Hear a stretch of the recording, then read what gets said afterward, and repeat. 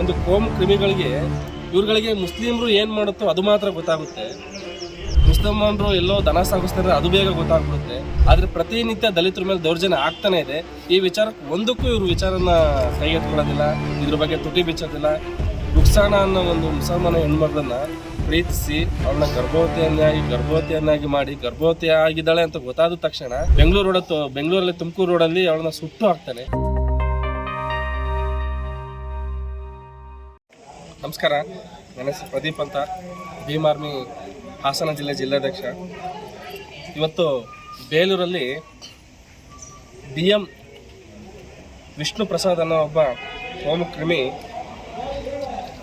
ಯಾದಗಿರಿಯಲ್ಲಿ ಮುಸ್ಲಿಂ ಯುವಕನಿಂದ ಒಂದು ದಲಿತನ ಹತ್ಯೆ ಆಗಿರುತ್ತೆ. ಸೊ ಆ ವಿಚಾರವನ್ನು ಫೇಸ್ಬುಕ್ಕಲ್ಲಿ ಈ ಒಬ್ಬ ವಿಷ್ಣು ಪ್ರಸಾದ್ ಅನ್ನೋನು ಎಲ್ಲಿದ್ದೀರಾ ಚೋಟಾ ಭೀಮ್ ಅಭಿಮಾನಿಗಳು, ಸಂಘರ್ಷ ಹೋರಾಟಗಾರರು ಯಾವ ಮಾತಾಡ್ತಾನೆ ಇಲ್ವೇನೋ ಅನ್ನೋ ಒಂದು ಅಸಹ್ಯಕರ ದೃಷ್ಟಿಯಿಂದ ಕಲಬೆರಕೆ ಜೀವಿಗಳು ಮೊನ್ನೆ ಅಶಾಂತಿ ದೂತರ ಹಬ್ಬದ ದಿನ ಎಸೆದಿರೋ ಮೂಳೆಗಳನ್ನು ಇನ್ನೂ ಕಡಿತಾ ಇದ್ದೀರಾ ಅನ್ನೋ ರೀತಿಯಲ್ಲಿ ಅವಾಚ್ಯ ಶಬ್ದವಾಗಿ ನಿಂದಿಸಿ ಸೊ ಫೇಸ್ಬುಕ್ಕಲ್ಲಿ ನಮ್ಮ ಬೇಲೂರು ಅನ್ನೋ ಒಂದು ಪೇಜ್ಗೆ ಫಾರ್ವರ್ಡ್ ಮಾಡಿರ್ತಾನೆ.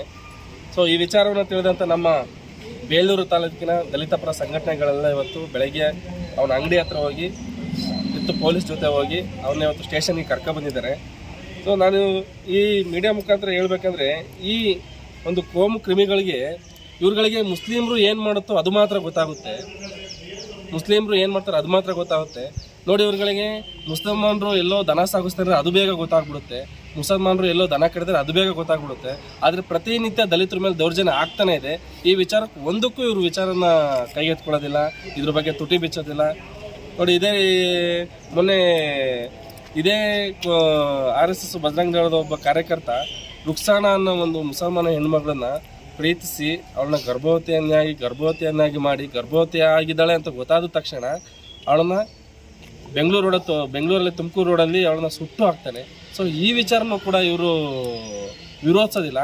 ಇಲ್ಲಿ ಯಾವುದೋ ಒಂದು ವಿಚಾರನ ವಿರೋಧಿಸಿ ಅಲ್ಲಿಗೆ ಬಾಬಾ ಸಾಹೇಬ್ರನ್ನ ಎಳೆತ್ತಾರೆ, ಅಲ್ಲಿಗೆ ದಲಿತ ಸಂಘಟನೆಗಳನ್ನು ಎಳೆತ್ತಾರೆ.